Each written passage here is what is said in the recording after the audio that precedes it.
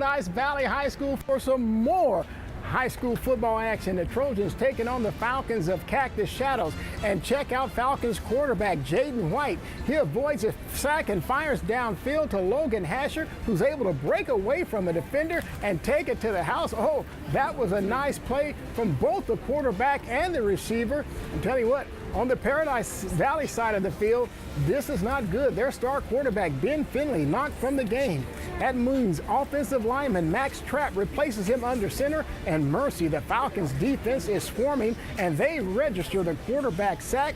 Cactus Shadows dominating on both sides of the ball. Matthew McDonald gets the call here, and he will take this one to the house. And oh my goodness, how about this? Cactus Shadows on the road puts a whooping on the Trojans. Wow. 42-0 the final.